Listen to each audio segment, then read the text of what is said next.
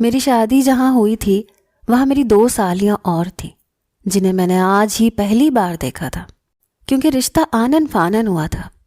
ان دونوں کو دیکھ کر تو میرے ہوش اڑ گئے تھے۔ دونوں ہی بے حد حسین تھیں۔ خوبصورت تو میری بیوی بھی تھی، لیکن اپنی دونوں بہنوں سے کم تھی۔ رخصتی سے پہلے دودھ پلائی کی رسم پر دونوں ہی مجھے گھیر کے بیٹھی ہوئی تھیں۔ کمبخت حسن میں ایک سے بڑھ کر ایک تھیں۔ میں کچھ دیر دیکھتا ہی رہ گیا۔ ان دونوں کے سامنے مجھے اپنی بیوی کمتر لگنے لگی تھی، کیونکہ اس کی رنگت اپنی دونوں بہنوں میں کم تھی۔ اپنی سالیوں کے مومی ہاتھوں میں مجھے اپنا ہاتھ بہت اچھا لگ رہا تھا۔ دونوں میرا ہاتھ پکڑے اپنی مطلوبہ رقم مانگ رہی تھیں، جو میری بساط سے تو بہت زیادہ تھی۔ میں نے کہا کہ میں ایسی رسم کو مانتا ہی نہیں ہوں۔ 5,000 لینے ہیں تو لو، ورنہ پھر میں وہ بھی اپنی جیب میں ہی رکھ لوں گا۔ ہنسی مذاق کا دور چل رہا تھا، لیکن میرے سسر نے آ کر میری ہی بات کو مقدم رکھا۔ میری سالیوں کے 5,000 کا نوٹ لے کر منہ بنے تھے۔ بہرحال رخصتی ہو چکی تھی۔ میں کچھ دل پھینک قسم کا انسان تھا۔ بیوی کے ساتھ ساتھ میرا دل اپنی دونوں سالیوں پر بھی آ چکا تھا، جو کم عمر ہونے کے ساتھ ساتھ بے حد حسین بھی تھی۔ میرے والدین بڑے بھائی کے ساتھ سعودیہ میں رہتے تھے۔ میری شادی کے چند دن بعد ہی سب واپس جا چکے تھے۔ میں اور میری بیوی اکیلے ہی اس گھر میں رہتے تھے۔ بہت جلد میری بیوی نے سارے گھر کے کام اپنے ذمہ لے لیے تھے۔ حالانکہ شروع کے دنوں میں انسان کو بیوی کی سنگت بہت اچھی لگتی ہے، لیکن میرا مزاج کچھ اور تھا۔ مجھے عورت میں کشش تبھی محسوس ہوتی تھی جب وہ مجھ سے دور ہوتی تھی۔ جب وہ میری دسترس میں آ جاتی تو میرے لیے بے معنی ہو جاتی۔ نیلوفر بھی بس مجھے شادی کے دن ہی اچھی لگی تھی۔ اس کے بعد میری رنگین مزاجی مجھے گھر پہ چین سے رہنے ہی نہیں دیتی تھی۔ جہاں مجھے خوبصورت لڑکی نظر آتی میری رال ٹپکنے لگتی۔ آج کل میری آنکھوں میں میری حسین سالیاں کھٹکنے لگی تھیں۔ میری شادی کو بس 1 ہفتہ گزرا تھا کہ میں نے نیلوفر سے کہا کہ چلو آؤ تمہاری امی کے گھر چلتے ہیں، تمہیں بھی تمہاری والدہ اور بہنیں یاد آ رہی ہوں گی۔ میرے سسر انتہائی شریف انسان تھے اور ان کی 3 ہی بیٹیاں تھیں، بیٹا کوئی نہیں تھا۔ یہ سن کر نیلوفر خوش ہو گئی۔ بڑے اچھے سے وہ تیار ہوئی اور میں اس کے ہمراہ اپنے سسرال پہنچ گیا۔ یوں اچانک ہمیں دیکھ کر میری ساس بوکھلا سی گئی۔ کہنے لگی بیٹا بتا کر آتے، میں کھانے کا کچھ اہتمام کرتی۔ میں نے کہا نہیں، آپ کو تکلف کرنے کی کوئی ضرورت نہیں، میں کوئی غیر تھوڑی ہوں، میں آپ کا اپنا ہوں۔ ساس تو میری اتنی سی بات پر مجھ پر نہال ہونے لگی۔ کہنے لگی میں بڑی خوش نصیب ہوں کہ مجھے بیٹوں جیسا داماد ملا ہے۔ میں نے کہا اگر آپ مجھے بیٹا سمجھتی ہیں تو گھر میں جو پکا ہے بس وہی سامنے رکھتے ہیں، میں خاموشی سے کھا لوں گا، لیکن خدارہ بازار سے میرے لیے کچھ بھی مت منگوائیے گا۔ لیکن پھر بھی میرے سسر بازار سے میرے لیے چکن ٹکا اور چکن کڑھائی اور گاجر کا حلوہ لے آئے۔ گھر پر میری ساس نے دال بنائی تھی، وہ بھی گرم کر کے رکھ دی۔ میں نے کھانا بڑے پرتکلف طریقے سے کھایا تھا۔ میری دونوں سالیاں میرے سامنے بیٹھی ہوئی تھیں۔ کہہ رہی تھیں احمر بھائی آپ نے چکن کڑھائی تو چکھی ہی نہیں، ہمارے گھر کے پاس بہت مزے کی کڑھائی ملتی ہے، آپ کھائیں نا۔ میں ان کے میٹھے لہجے میں ہی کھونے لگا۔ بہرحال کھانا بڑے اچھے ماحول میں کھایا گیا۔ پھر میں بڑی تسلی سے ڈرائنگ روم کے صوفے پر جا کر براجمان ہو گیا۔ میرا واپس جانے کا کوئی موڈ نہ تھا، اس لیے اپنی سالیوں سے کہنے لگا جاؤ لوڈو لے کر آؤ، مل کر لوڈو کھیلتے ہیں۔ میرے ساس سسر تھکے ہوئے تھے، اس لیے کچھ ہی دیر ہمارے پاس بیٹھے، پھر اپنے کمرے میں چلے گئے۔ میں نے لوڈو کی محفل جو جمائی تو رات کے 2 بجے تک لوڈو ہی چلتی رہی۔ بہانے سے میں اپنی پاس بیٹھی چھوٹی سالی کی کبھی کمر سہلانے لگتا، کبھی ہنستے ہوئے اس کے حسین چہرے کی چٹکی کاٹ لیتا۔ وہ تینوں بہنوں میں سب سے زیادہ خوبصورت تھی۔ وہ مجھے شاید بڑا بھائی سمجھتی تھی، اس لیے میری گستاخیوں کو ٹھیک سے سمجھ نہیں پائی۔ اس دوران نیلوفر مجھ سے کئی بار کہہ چکی تھی کہ احمر گھر واپس نہیں جانا، مجھے نیند آ رہی ہے، لیکن میں بات ٹال جاتا کہ بس ایک بار ذرا رانیہ کو ہرا دوں پھر چلتے ہیں۔ اسی چکر میں رات کے 2 بج گئے تو میں نے کہا کہ اب تو گھر جانا مشکل ہے، ایسا کرتے ہیں یہیں سو جاتے ہیں۔ مسئلہ یہ تھا کہ میری ساس کا گھر چھوٹا تھا، بس 2 ہی کمرے تھے اور ایک ڈرائنگ روم تھا۔ ایک کمرے میں ساس سسر تھے، دوسرے کمرے میں میری دونوں سالیاں۔ مجبوراً دونوں نے اپنا کمرہ ہمیں دے دیا۔ صبح کو پرتکلف ناشتہ کر کے میں اپنے گھر واپس لوٹا تھا، لیکن میری سالیوں کے حسن کا جادو میرے سر پر سوار ہو چکا تھا۔ اس لیے میں نے ایک بار نیلوفر سے کہا کہ دیکھو، یہاں پر میرا تو کوئی رشتہ دار نہیں ہے، تم گھر میں اکیلی بور ہوتی رہتی ہو، تو ایسا کیا کرو، اپنی بہنوں کو بلا لیا کرو، تمہارا بھی دل لگا رہے گا۔ میں چاہتا تھا کہ کسی نہ کسی طرح میری سالیاں یہاں رہنے آ جائیں۔ مجھے تو لگا تھا کہ نیلوفر میری بات سن کر خوشی سے پھولے نہیں سمائے گی، لیکن وہ کہنے لگی، نہیں، میری بہنیں اپنے گھر میں ہی ٹھیک ہیں، اور مجھے تو گھر کے کاموں سے ہی فرصت نہیں ملتی، میں بالکل بھی بور نہیں ہوتی، بور ہو بھی جاؤں تو ٹی وی دیکھ لیتی ہوں۔ میں تو چاہتا تھا کہ کسی نہ کسی بہانے میری کوئی سالی یہاں آئے تاکہ اس کے حسن سے میں بھی کچھ خیراں ہو جاؤں، لیکن جب میری بیوی سیدھے طریقے سے نہیں مانی تو پھر میں نے دوسرے ہٹ کنڈے استعمال کرنے شروع کر دیے۔ ایک بار چھٹی کا دن تھا، میری بیوی نے کپڑے دھوئے، انہیں پھیلانے کے لیے چھت پر چلی گئی۔ میں نے سیڑھیوں میں سرف والا پانی پھینک دیا۔ جیسے ہی نیلو خالی بالٹی لیے تیزی سے سیڑھیاں اترنے لگی تو اس کا پاؤں بری طرح سے پھسل گیا اور وہ گرتی ہوئی آخری سیڑھی تک پہنچی۔ میں اپنی یہ کارستانی کر کے فوراً سے کمرے میں چلا گیا تھا تاکہ مجھ پر شک نہ ہو جائے۔ نیلو کو یہی لگا کہ شاید کپڑے دھونے کے دوران پانی اسی سے گرا ہے اور وہ پھسل کر گر گئی ہے۔ بہرحال نیلوفر کے چیخنے چلانے کی آوازوں پر میں دوڑتا ہوا باہر نکلا۔ دیکھا تو وہ اپنا پاؤں پکڑے آخری سیڑھی پر بیٹھے روئے جا رہی تھی۔ میں فوراً سے اس کے پاس آیا، اسے سہارا دے کے کمرے میں لے آیا۔ اس کا پورا پاؤں نیلا ہو چکا تھا، ہلنے سے بھی قاصر تھا۔ وہ درد کے مارے چیخ چلا رہی تھی، لیکن میں اپنے مقصد میں کامیاب ہونے پر دل ہی دل میں خوش تھا۔ بہرحال میں اسے ہسپتال لے گیا۔ میری خواہش کے مطابق اس کے پاؤں کی ہڈی ٹوٹ چکی تھی۔ نیلوفر روئے جا رہی تھی، اسی لیے میں نے فوراً سے یہ خبر اپنے سسرال میں بتا دی۔ میرے ساس سسر کے ساتھ میری دونوں سالیاں گھر پہنچ گئیں۔ نیلوفر تو اپنی ماں کے ساتھ لگ کے رو رہی تھی۔ میری ساس کہنے لگی، بیٹا تم کہو تو میں نیلو کو اپنے ساتھ اپنے گھر لے جاؤں تاکہ ہم اس کی دیکھ بھال کر لیں۔ میں نے کہا، دیکھیں یہ تو ممکن نہیں ہے، میں اکیلا گھر میں نیلوفر کے بغیر تو رہ ہی نہیں سکتا۔ ہاں اگر آپ مناسب سمجھیں تو ثانیہ کو یہاں چھوڑ دیں، چلیں وہ اپنی بہن کو سنبھال لے گی۔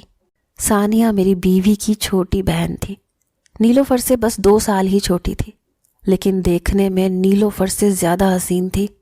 ثانیہ بھی رہنے پر راضی ہو گئی کیونکہ اپنی بہن کی حالت دیکھ کر پریشان ہو گئی تھی۔ یوں مجھے بھی موقع مل رہا تھا۔ نیلو تو بستر کی ہو کے رہ گئی، ثانیہ اسے کھانا تک بیڈ پر لا کر دیتی تھی۔ پہل تو میں نے ثانیہ سے فری ہونے کی بہت کوشش کی، مذاق بھی کرتا تھا تاکہ وہ مجھ سے کچھ بے تکلف ہو جائے، لیکن وہ میرے مذاق پر بھی سنجیدہ ہی رہتی تھی، کوئی جواب ہی نہیں دیتی تھی۔ میں اگر اس کے قریب آنے لگتا تو وہ دور ہٹ جاتی، صاف کہہ دیتی کہ آپ ذرا فاصلہ رکھ کر بات کیا کریں۔ مجھے دور سے بھی بات سنائی دیتی ہے۔ اس کے اس طرح کے لہجے سے کچھ سمجھ سا گیا تھا کہ وہ تو مجھے گھاس ڈالنے کو ذرا بھی تیار نہ تھی۔ میں تو چاہتا تھا وہ مجھ سے بے تکلف ہو تو میں مذاق میں اس کے ساتھ گستاخیاں کر جاؤں، تو اسی مذاق میں میرا دل بہل جائے، لیکن ثانیہ تو رات کا کھانا کھاتے ہی اپنے کمرے میں بند ہو جاتی تھی۔ میں چاہتا تھا رات اس کو دیر تک باتیں کروں، بے تکلفی میں ہی اپنا مقصد بھی پورا کر لوں، لیکن ابھی تک ثانیہ نے مجھے ایسا موقع نہیں دیا تھا، البتہ قسمت نے دے دیا تھا۔ ایک بار اپنے گھر آیا تو ثانیہ کچن میں کام کر رہی تھی۔ اصولاً تو مجھے اپنے کمرے میں جانا چاہیے تھا، لیکن میں کچن میں داخل ہو گیا۔ وہ بنا دوپٹے کے کھانا بنانے میں مصروف تھی۔ شاید گرمی کی وجہ سے اس نے اپنا دوپٹہ اتار کر کچن کے دروازے پر لٹکا دیا تھا۔ میں پہلے کبھی یوں بے دھڑک کچن میں نہیں آیا تھا، لیکن آج اسے دیکھ کر میری نظریں بے باک ہوئی تھیں۔ شاید میری نظروں کی تپش کا اثر تھا کہ ایک دم ثانیہ نے پلٹ کر مجھے دیکھا تو بدحواس سی ہو گئی۔ میں بھی کچھ سنبھل گیا، میں نے کہا میں وہ گلاس لینے آیا تھا۔ ثانیہ مجھے ذرا گلاس پکڑا تو۔ شاید بنا دوپٹے کے ثانیہ کو میرے سامنے سبکی سی محسوس ہو رہی تھی، لیکن میں اس کی اس کیفیت سے ہز اٹھا رہا تھا۔ اس نے شیشے کا گلاس لیا، میری طرف بڑھا دیا، دوسرے ہاتھ سے دروازے سے اپنا دوپٹہ اتار کر خود پر اوڑھنے لگی۔ میں نے اس کے ہاتھ سے گلاس پکڑتے ہوئے اس کا ہاتھ بھی پکڑ لیا۔ میری اس حرکت پر وہ مجھے حیرت سے دیکھنے لگی۔ میں بھی 4 دن سے شرافت دکھا کر تنگ آ چکا تھا۔ اب میں نے اپنی بیوی کا پاؤں اس لیے تو نہیں توڑا تھا کہ میں اپنی سالی آدھی گھر والی کی بس شکل ہی دیکھتا رہوں۔ جب میں نے اس کا ہاتھ نہیں چھوڑا تو وہ مجھ سے سخت لہجے میں بولی، کہنے لگی احمر بھائی میرا ہاتھ چھوڑیں۔ میں نے کہا ثانیہ تمہارے ہاتھ تو نیلوں سے بھی زیادہ خوبصورت ہیں۔ یہ کہتے ہوئے میں اس کے قریب آ گیا۔ میں جانتا تھا کہ عورت تعریف سے پگھل جاتی ہے، اسی لیے میں نے تعریف سے ابتدا کی تھی، لیکن ثانیہ نے تو، میں نہیں جانتا تھا وہ میرے ساتھ یہ سلوک بھی کرے گی۔ اس نے مجھے دھکا دیا۔ میں دروازے سے جا کر لگا۔ وہ فوراً کچن سے باہر نکل گئی۔ اس کا یوں دھکا دینا مجھے بہت برا لگا۔ بھلا وہ ہوتی کون تھی مجھے دھکا دینے والی؟ میں سوچ چکا تھا کہ اب نہیں چھوڑوں گا اسے۔ جب میں کمرے میں گیا تو ثانیہ نیلو کے پاس بیٹھی رو رہی تھی۔ جب میں کمرے میں گیا تو مجھے نفرت سے دیکھتے ہوئے فوراً سے چپ ہو گئی۔ نیلو اس سے رونے کی وجہ پوچھ رہی تھی۔ میں نے کہا ہونا کیا ہے، کھانا بنا رہی تھی، ہاتھ جل گیا بیچاری کا۔ میں نے بہانہ بنایا تھا۔ یہ سن کر وہ مجھے غصے سے دیکھنے لگی۔ میں نے کہا کہ میں نے تو اس کا ہاتھ پکڑا تھا کہ دیکھوں کہ زیادہ جل تو نہیں گیا، لیکن تمہاری بہن تو شاید مجھے بھائی سمجھتی ہی نہیں ہے، یوں مجھ سے ہاتھ چھڑا کے تمہارے پاس آئی ہے جیسے میں کوئی بھوت ہوں۔ میری بات سن کر ثانیہ مجھے نفرت اور غصے سے دیکھنے لگی۔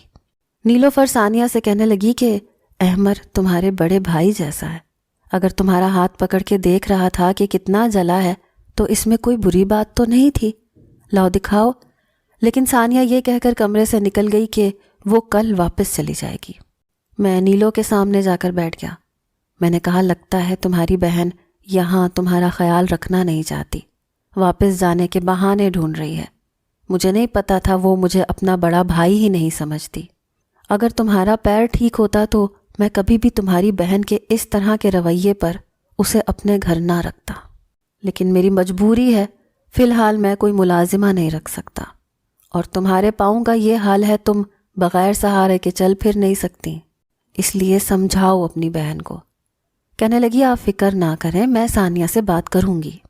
میں نے کہا دیکھو میں تمہاری دونوں چھوٹی بہنوں کو اپنی ہی بہنیں سمجھتا ہوں، لیکن ثانیہ کی آج کی حرکت نے مجھے اپنی ہی نظروں میں شرمندہ کر کے رکھ دیا۔ وہ تو مجھ سے یوں ہاتھ چھڑا کے بھاگی جیسے میں کوئی برا شخص ہوں۔ میں نے نیلوفر کے سامنے اپنا کردار بالکل صاف ستھرا کر لیا تھا۔ وہ مجھ سے الٹا معافی مانگنے لگی کہ بچی ہے، اسے سمجھ نہیں ہے، چلیں چھوڑیں احمر اس بات کو۔ نیلوفر کو مطمئن کر کے میں کمرے سے باہر آ گیا۔ کچن میں سب کچھ جیسے کا تیسے پڑا تھا، کیونکہ ثانیہ شاید دوسرے کمرے میں چلی گئی تھی۔ میں نے کچن سے کھانا لیا، نیلوفر کے ساتھ اس کے کمرے میں بیٹھ کر کھانے لگا۔ میں نے کہا اب دیکھ لو، منہ سجائے تمہاری بہن اپنے کمرے میں بیٹھ گئی ہے، میں خود تمہارے لیے کھانا لایا ہوں۔ نیلوفر تو مجھ سے شرمندہ ہوئے جا رہی تھی۔ کھانا کھانے کے بعد میں نے نیلوفر کو دوائی کھلائی اور اسے میں نے ایک نیند کی گولی بھی شامل کر کے کھلا دی، جسے کھاتے ہی نیلوفر گہری نیند سو چکی تھی۔ جب میں نے دیکھا کہ اب نیلوفر اٹھنے والی نہیں ہے تو میں اپنے کمرے سے باہر نکل آیا۔ سامنے کے کمرے کا دروازہ لاک تھا۔ میں نے دروازے پر دستک دی، کہا کہ ثانیہ نیلوفر کی طبیعت بہت زیادہ خراب ہو گئی ہے، تمہیں بلا رہی ہے۔ میں نے جھوٹ بولا تھا، کیونکہ میں جانتا تھا کہ اگر میں ویسے دروازہ کھٹکھٹاؤں گا تو وہ کبھی بھی میرے لیے دروازہ نہیں کھولے گی۔ میرا یہ کہنا تھا کہ فوراً سے کمرے کا دروازہ کھل گیا۔ جیسے ہی ثانیہ کمرے سے باہر نکلنے لگی، میں نے اسے بازو سے پکڑا، کمرے کے اندر دھکیل دیا، خود بھی کمرے کے اندر چلا گیا، کمرے کا دروازہ بند کر دیا۔ یہ دیکھ کر تو ثانیہ کی رنگت اڑی، کہنے لگی احمر بھائی آپ کیا کر رہے ہیں؟ میں نے کہا کون سا بھائی، کیسا بھائی؟ میں تمہارا کوئی بھائی نہیں ہوں. تمہارے حسن نے تو مجھے ویسے ہی پاگل کر رکھا تھا. بہانے بہانے سے تو میں تمہیں یہاں بلایا ہے. یہ سن کر تو ثانیہ کی رنگت اڑی تھی. کہنے لگی شرم کریں, میں آپ کی چھوٹی بہنوں جیسی ہوں, خدا کے لیے آپ یہاں سے چلے جائیں. لیکن میرا کہاں ایسا کوئی ارادہ تھا. میں اپنا جو غلیظ ارادہ لے کر اس کمرے میں داخل ہوا تھا اسے پورا کرنے میں کامیاب ہو چکا تھا. میرے سامنے وہ ہاتھ جوڑے روتی رہی, بلبلاتی رہی, میری منت سماجت کرتی رہی کہ میں اسے چھوڑ دوں, لیکن میں نے اسے برباد کر کے رکھ دیا. وہ اب سسکیوں سے رو رہی تھی. کہنے لگی وہ نیلوفر کو سب کچھ بتا دے گی. میں نے اسے دھمکانا شروع کیا. میں نے کہا دیکھو, اگر تم نے اپنی زبان کھولنے کی کوشش کی تو میں تمہاری بہن کو طلاق دے دوں گا. اس کی زندگی برباد ہو جائے گی, اور تم اگر یہ بات سب کو بتاؤ گی تو میرے ساتھ تو جو ہوگا سو ہوگا, لیکن تمہاری زندگی پر بھی ایک بدنما داغ لگ جائے گا. ابھی تو یہ بات تمہارے اور میرے ہی بیچ میں ہے, بہتر ہے کہ تم زبان بند رکھنا. وہ بس روئے جا رہی تھی. میں اسے کمرے میں چھوڑ کر اپنے کمرے میں آ کر سو گیا. اگلی ہی صبح ثانیہ کو تیز بخار ہو چکا تھا. نیلوفر یہ دیکھ کر پریشان ہو گئی. کہنے لگی کہ یہ تو خود بیمار پڑ گئی, مجھے کیا سنبھالے گی. اب یہ تھا کہ نیلوفر سہارے سے ہلکا ہلکا چلنے لگی تھی. میں نے کہا کہ ایسا کرو, اسے گھر بھجوا دو, اپنی چھوٹی بہن کو بلا لو, وہ تمہاری دیکھ بھال کر لے گی. میری دلچسپی اب ثانیہ سے ختم ہو گئی تھی. اب اس سے چھوٹی بہن تانیہ میں ہونے لگی تھی, جو محض 16 سال کی تھی. میری بے وقوف بیوی میری یہ بات بھی مان گئی. میں نے فوراً سے فون ملا کر نیلوفر کو پکڑا دیا. اپنے سسر کو بلایا اور کہا کہ ثانیہ کو بخار ہو رہا ہے, اسے آپ لے جائیں اور ایسا کریں تانیہ کو بھیج دیں, کیونکہ میرا پاؤں تو ابھی بھی اس قابل نہیں ہوا کہ میں گھر کو سنبھال سکوں. لیکن یہ بات جب ثانیہ کو معلوم ہوئی تو وہ کہنے لگی نہیں, تانیہ یہاں نہیں آئے گی, میں دوا کھاؤں گی تو ٹھیک ہو جاؤں گی. اس کی بات پر میں نے اسے غصے سے دیکھا. میں نے کہا تمہیں بہت آرام کی ضرورت ہے, تم گھر جاؤ, تانیہ ہے نا, سنبھال لے گی اپنی بہن کو. ثانیہ میرے ارادوں سے واقف ہو چکی تھی, اس لیے وہ اپنی چھوٹی بہن کو برباد نہیں کروانا چاہتی تھی. بخار میں بھی اٹھ کر کام کرنے لگی. کہنے لگی میں بالکل ٹھیک ہوں. میری 1000 کوشش کے باوجود ثانیہ نے تانیہ کو یہاں نہیں آنے دیا. چند دن بعد میرے سر پر پھر سے شیطان سوار ہونے لگا. میں پھر سے کچن میں داخل ہوا. ثانیہ کھانا بنا رہی تھی. میں نے اسے عقب سے اپنے حصار میں لے لیا. میری اس حرکت پر ثانیہ نے نہ جانے کب شیلف سے چھری اٹھائی, میرے ہاتھ پہ دے ماری. میرا ہاتھ کٹ گیا. میں فوراً اس سے پیچھے ہٹ گیا. یہاں تک گہرا زخم تھا کہ خون بہنے لگا. میں نے اسے غصے سے پھنکار کے کہا کہ جاہل عورت, یہ کیا کیا ہے تم نے. وہ کہنے لگی آئندہ مجھے چھونے کی کوشش کی تو مار ڈالوں گی تمہیں. اس کی آنکھیں اس وقت لہو رنگ ہو رہی تھیں. پہلی بار مجھے ثانیہ کا جنون دیکھ کر خوف آیا تھا. میں فوراً سے اپنے کمرے میں چلا گیا, لیکن مجھے اس پر بے تحاشا غصہ تھا. میرا زخمی ہاتھ دیکھ کر نیلوفر مجھ سے وجہ پوچھنے لگی. کہنے لگی آپ کے ہاتھ پر کیا ہوا. اس سے پہلے کہ میں کوئی کہانی سناتا فوراً سے ثانیہ کمرے میں آ گئی. کہنے لگی آپا, میں نے تو احمر بھائی سے کہا تھا کہ میں خود کام کر لوں گی, لیکن کہنے لگے میں تمہاری مدد کروا دیتا ہوں, اس لیے سلاد کاٹنے لگے. اب انہیں کہاں ایسے کاموں کی عادت ہے. دیکھا نا, اپنا ہاتھ کٹوا کر بیٹھ گئے. اس سے پہلے کہ میں کچھ کہتا ثانیہ نے مجھے حیران کر دیا تھا. اس نے میری ہی چال مجھے پر چلائی تھی. میں نے اسے غصے سے دیکھا, لیکن وہ بالکل بے تاثر تھی. نیلوفر مجھ پر چلانے لگی. کہنے لگی آپ کو کیا ضرورت تھی, دیکھیں کتنا گہرا زخم کر لیا آپ نے. پھر ثانیہ سے کہنے لگی ذرا مجھے بینڈیج کا سامان پکڑانا. اس نے دراز میں سے فرسٹ ایڈ باکس نکالا اور نیلوفر کو پکڑا دیا. میں نے عورت کا بس ایک ہی روپ دیکھا تھا, اور وہ تھا کمزور اور بے بس سی عورت کا. عورت کی بے بسی کو دیکھ کر مجھے بہت اچھا لگتا تھا. میں ایک عورت کو بے بس مجبور دیکھ کر اس سے حز اٹھاتا تھا, لیکن میں نہیں جانتا تھا کہ عورت کا دوسرا روپ ایسا بھی ہو سکتا ہے. بہرحال 2-3 دن تو میں نے ثانیہ سے کچھ نہیں کہا اور اپنا زخم ٹھیک ہونے کا انتظار کرتا رہا، لیکن میں جانتا تھا کہ ایک کمزور لڑکی میرا مقابلہ نہیں کر سکتی۔ جیسے ہی میرا زخم کچھ بہتر ہوا، میں نے رات کے وقت ثانیہ کے کمرے کے دروازے پر دستک دینا شروع کر دی۔ اسے کہا کہ دروازہ کھولو ورنہ میں تمہاری بہن کو طلاق دے دوں گا۔ میں سمجھا تھا کہ میری یہ دھمکی ہر بار میرے کام آ جائے گی، میں اس بات کا فائدہ اٹھاتا رہوں گا، لیکن کمرے کا دروازہ نہیں کھلا۔ میں کافی دیر دروازے پر دھیرے دھیرے سے بجاتا رہا، دھیمی آواز میں دھمکیاں دیتا رہا، لیکن دروازہ نہیں کھلا۔ آخر کار مایوس ہو کر میں اپنے کمرے میں آ کر لیٹ گیا، لیکن مجھے ثانیہ پر بے تحاشا غصہ تھا۔ میں نے نیلو سے کہا کہ دیکھو، کافی دن سے ثانیہ یہیں پر ہے، تمہیں سنبھال رہی ہے، بیچاری تھک گئی ہوگی، اسے اس کے گھر بھیج کر تانیہ کو بلوا لو۔ لیکن ثانیہ کہنے لگی کہ تانیہ کی پڑھائی کا حرج ہوگا، میں ہوں نا آپ لوگوں کی خدمت کرنے کے لیے۔ کچھ دنوں سے میں محسوس کر رہا تھا کہ کھانا کھانے کے بعد میری طبیعت میں عجیب بوجھل پن ہونے لگا تھا۔ کھانا کھاتے ہی مجھ پر ایک بے چینی سی طاری ہونے لگتی تھی۔ میں لیٹ تو گیا تھا، لیکن نیند آنکھوں میں نہ تھی۔ اپنی اس کیفیت سے تنگ آ کر میں قریبی ایک کلینک میں چلا گیا۔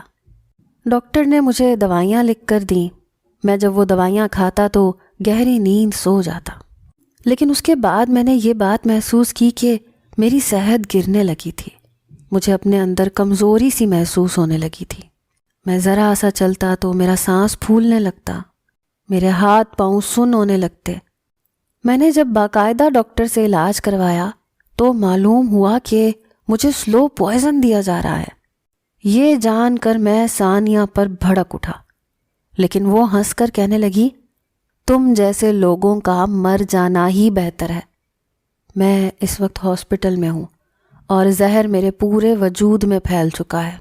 میں روز روتا ہوں، اپنے گناہوں کی معافی مانگتا ہوں، ثانیہ سے بھی معافی مانگ چکا ہوں، لیکن میں دن بدن موت کے قریب ہو رہا ہوں، لیکن میری اذیت کم نہیں ہوتی۔